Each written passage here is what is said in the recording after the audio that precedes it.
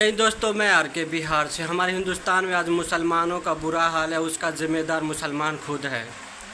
क्योंकि इस देश में सबसे ज़्यादा अगर आबादी की बात करें तो इस देश में मुसलमानों की आबादी सबसे ज़्यादा है और 40 करोड़ मुसलमान हैं इस देश में।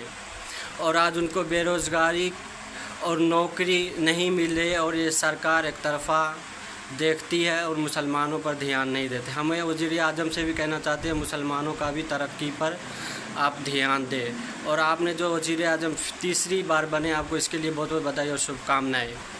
और मुसलमानों सुनो, तुम्हारी आबादी सबसे ज़्यादा है और आज तुम सबसे पीछे हो, इसका ज़िम्मेदार आज तुम खुद हो।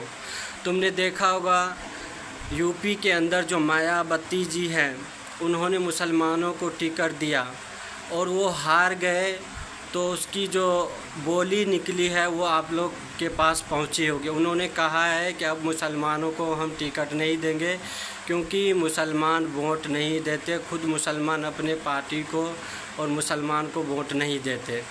तो ये मुसलमान की दुर्भाग्य है। और हम कहना चाहते हैं मुसलमानों, तुम एक तरफ़ा वोट मत करो। हम जानते हैं तुम सबको वोट करते हो, इसीलिए तुम एक टारगेट पर हो और तुम्हें ही टारगेट किए जाते हैं। और इस देश में मुसलमान की आबादी सबसे ज़्यादा है, तो तुम्हारी मुसलमान की सीट कम से कम 50 सीट आनी चाहिए, उसमें तुम्हारी सीट 27 आई है, तो ये बहुत ही कम है। अगली बार हम उम्मीद करते हैं कि सबसे ज़्यादा मुसलमानों की सीट आएगी।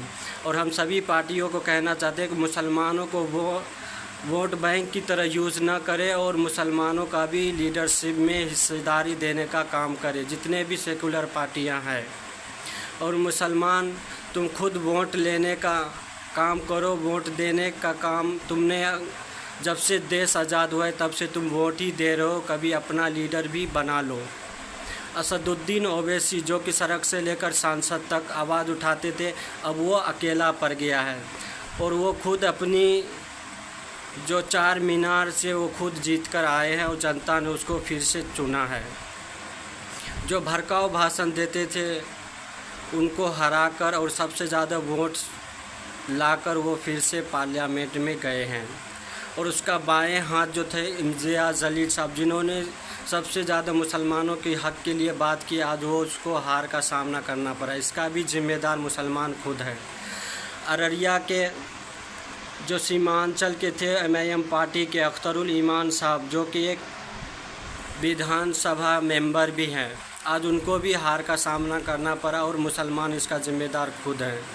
और हम कहना चाहते हैं मुसलमानों के, बिहार के मुसलमानों को, राजद ने 2 मुसलमान उम्मीदवार खड़ा किए थे, तो आपने उस उम्मीदवार को क्यों नहीं जिताया? क्यों सबको वोट दिया और ये 2 उम्मीदवारों को वोट क्यों नहीं दिया? वो जीतकर पार्लियामेंट क्यों नहीं गए? ये इस पर सवाल तुम पर खड़ा होता है। तुम इसका ज़िम्मेदार खुद हो। आज तुम जो जलील हो, इसका ज़िम्मेदार तुम मुसलमान खुद हो।